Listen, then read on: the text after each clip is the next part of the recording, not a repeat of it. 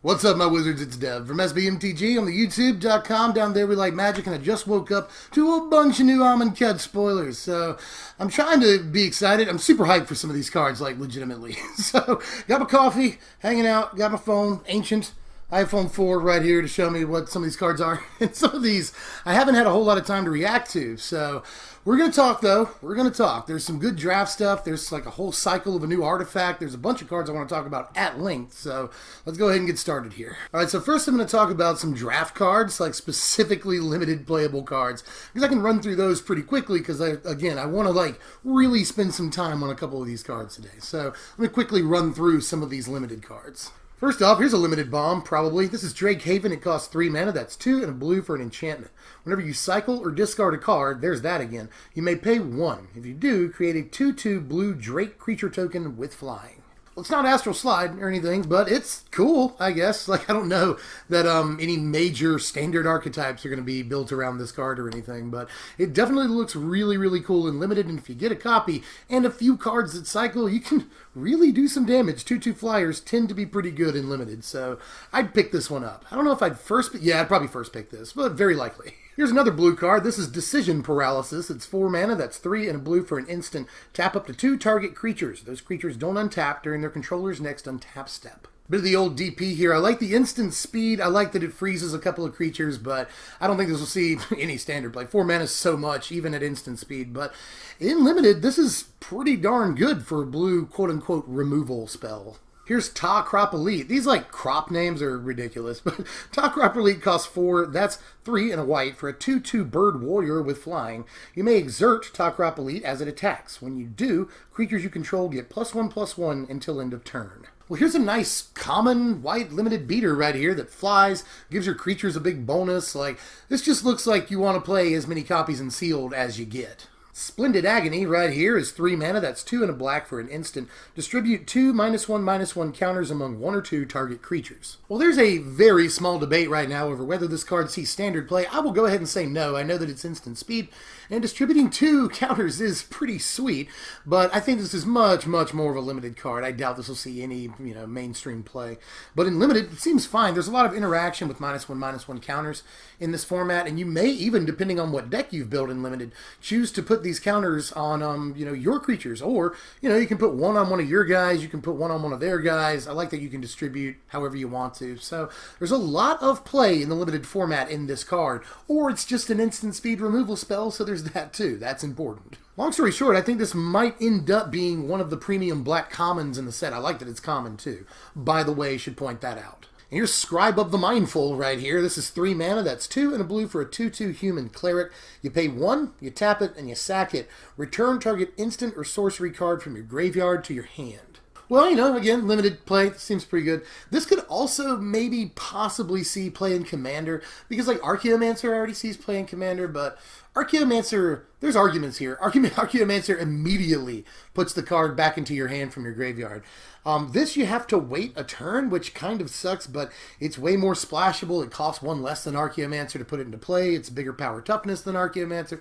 So there's arguments on either side for both, although I think old Archie is probably better because he immediately puts the card back in your hand. I like that.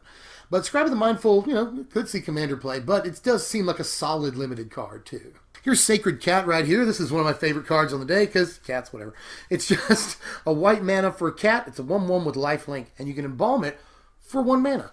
A white mana specifically, but anyway, this just looks solid, especially in limited. I usually don't like 1-drops in limited, but a 1-drop that can come back and block profitably a couple of times, gain you some life, seems good.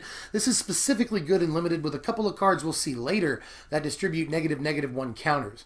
Like that, that could be okay right there. So I think this has some play in the limited environment, but I'm not sure about standard outside of some kind of aristocrat strategy, an aristocats strategy, if I may. Last thing I want to talk about while I've still got the slides up are cards that may transcend limited, but I'm not too sure here. These can definitely be built around, but anyway, these are the monuments that got spoiled today. These all cost 3. They're all named after a god. They all play with whatever color that god is, and they all reduce creature spells by 1 in that color, basically. So the red monument obviously reduces red creature spells by 1, and whenever you cast a creature spell, you may discard a card. If you do, draw a card. The black monument also reduces creature spells by 1 in black, and whenever you cast a creature spell, each opponent loses 1 and you gain 1. That seems abusable. Oketra's monument, the white one, obviously reduces white creature spells by 1, and whenever you cast a creature spell, create a 1/1 white warrior creature token with vigilance. That looks like it might be hot, especially in limited. Kefnet's monument is the blue one. It also reduces creature spells in blue by 1. I don't even know why I'm still saying that at this point. Whenever you cast a creature spell, target creature an opponent controls doesn't untap during its controller's next untap step. And then finally, the green monument. Whenever you cast a creature spell, target creature you control gets +2/+2 and gains trample until end of turn. Well, the green, blue, and white monuments right here look very, very good in limited play. They all, in fact, look decent in limited play, but not necessarily abusable. The one that creates 1/1 white warriors could be fairly abusable. I could see that being a thing, but I don't know if 3 mana on any of these monuments, even the ones that I think might be slightly better for constructed play. I think that 3 mana might be a little prohibitive, but, you know, Lifecrafter's Bestiary is a really good card, and it costs 3 mana, but I think I'd rather play it than any of these, to be honest with you. The ones that I like a little bit more as far as just abusability are the red and black monuments. I think that there's probably an infinite loop, but I'm not thinking of right now because Again, I just woke up, but I haven't had a whole lot of time to really digest these cards. But there's probably some kind of loop with the black monument that kills people. I could see that happening. And then the red monument, 3 mana, again, is an awful lot for this kind of effect, but at the same time, discarding a card and then drawing a card is pretty good. Like, that could be okay as a setup for a combo or something, maybe a reanimator deck.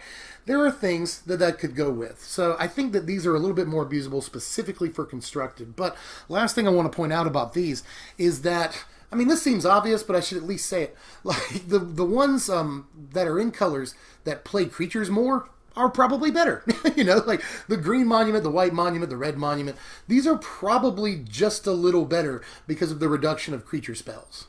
There were also 2 cards with Aftermath spoiled today, but I think these are specifically good in limited play, although these Aftermath cards may be better than any of us are judging them just based on versatility. These are extremely versatile cards, but whether they're worth a slot in a 60-card constructed deck is a whole other story entirely. But with that in mind, let's take a look at Onward to Victory right here. The Onward half that you cast out of your hand is 2 and a red for an instant.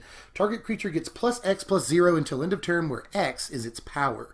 The Victory half you'll cast out of your graveyard. That's 2 and a white for target creature gains double strike until end of turn. Well, if you have a whopping 6 mana, you can double a creature's power and give it double strike until end of turn.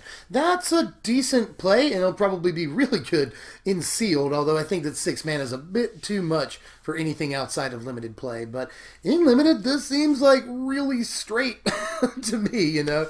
But, you know, even if you're casting the 2 halves on separate turns, it's still pretty good, you know. You get an instant speed combat trick for 3 mana that can get through a creature for way more, or maybe, you know, trade with something that they didn't expect you to trade with in combat.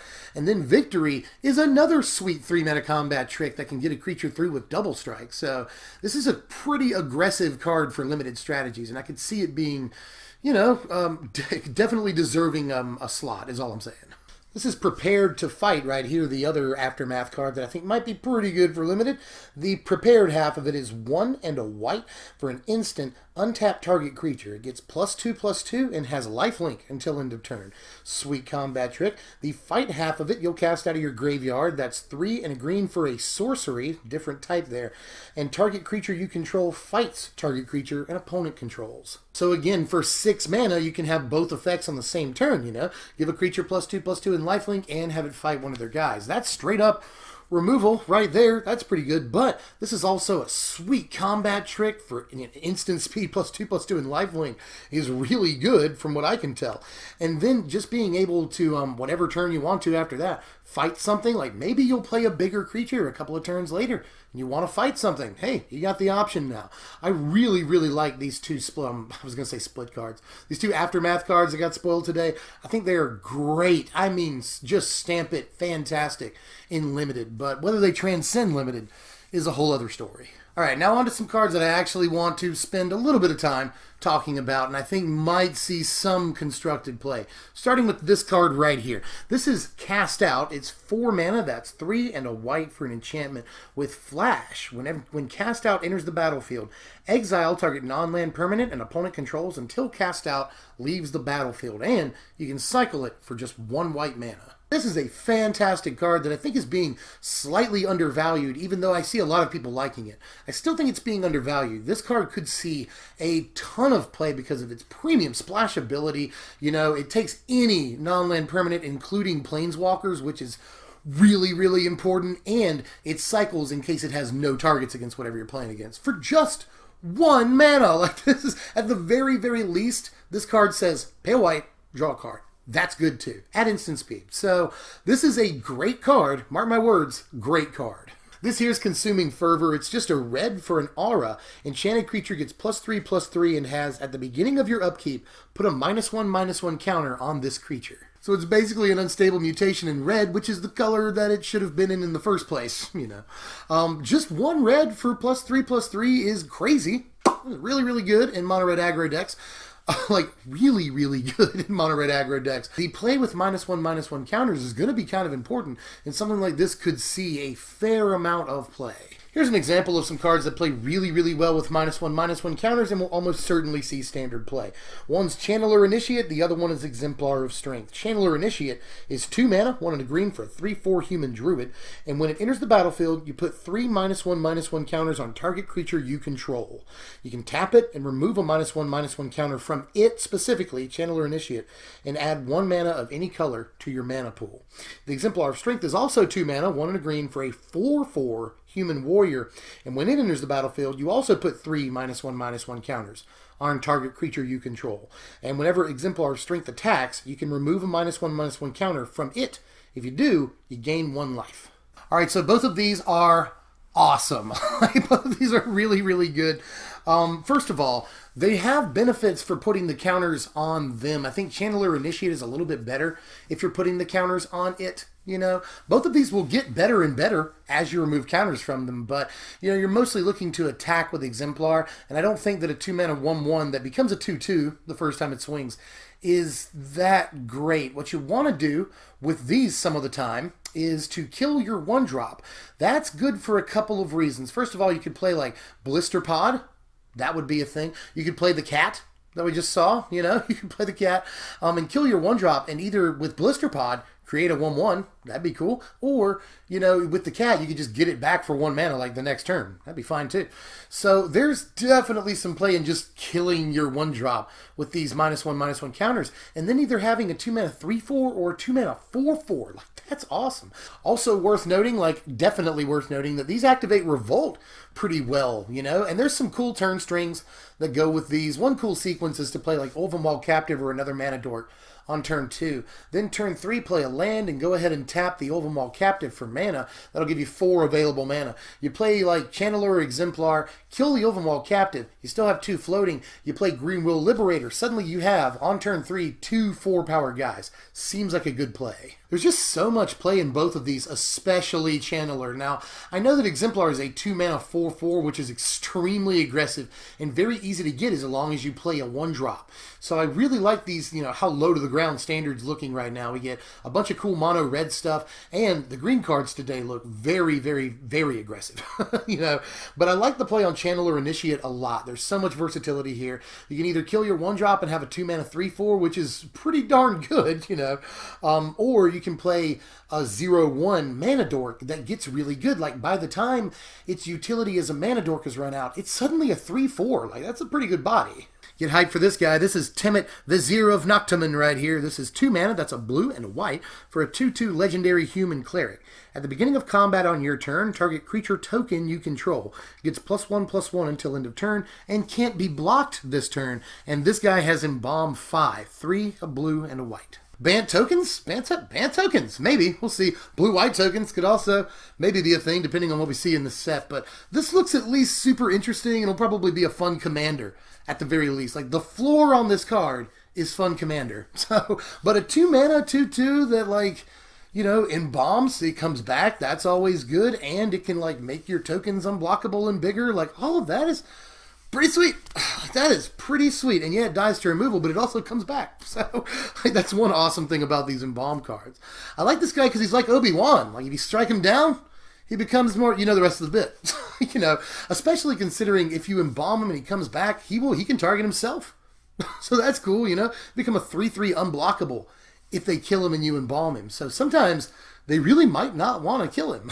You know, I like this kind of a lot. Whether it sees like real mainstream standard play is another thing entirely. I don't know that we'll base a deck around this card and be like truly successful, but we'll at least try. Like, there's a lot of play in this card, and it's definitely a good build around. So we're gonna give it a shot, but whether or not it's tier 1 is a whole different bag of beans. You know, the other day this cat snake thing came out and it looks pretty good, but we were all like, well, maybe this is a signal for some good counter magic in the format. So far we hadn't seen a whole lot, but then today, holy crap, Essence Scatter's back. Essence Scatter is finally back. If you've been with the channel for a while now, you know that I've mentioned 2 or 3 times in the past that I really wish they would just reprint Essence Scatter already. Well, they finally did it. Right when it's not quite as good, right? Essence Scatter is just more fair now because it doesn't counter vehicles and it won't counter the Serpapard, the cat snake, you know. But I still think that Essence Scatter will see a good amount of play in the standard environment, and this is just another reason Control can come back. So, super stoked that Essence Scatter is back. You have no idea how happy I am. Like, with some of the stuff today and the God that I'll talk about later, Control's looking to make a comeback. So, get ready. Essence Scatter's here. Card is very good. Card is good. In case you've never seen it, card is great. Here's a fun card for constructed play. This is Lay Bare the Heart right here. It's 1 and a black for a sorcery. Target opponent reveals his or her hand. You choose a non-legendary, non-land card from it. That player discards that card.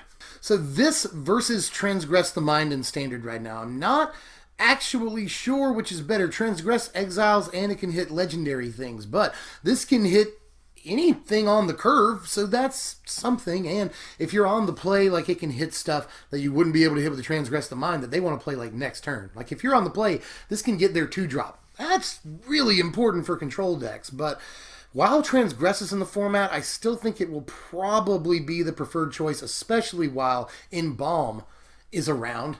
You know, Transgress is going to be around for the next 6 months until the fall. So remember, BFZ doesn't rotate right now. Neither does Oath of the Gatewatch. Now this does get Scrap Heap Scrounger, where Transgress does not get Scrap Heap Scrounger. But this just puts it in the graveyard. They can get it back, you know. But Transgress does whiff on Scrap Heap, and that could actually make this card see some ironic play. There's that.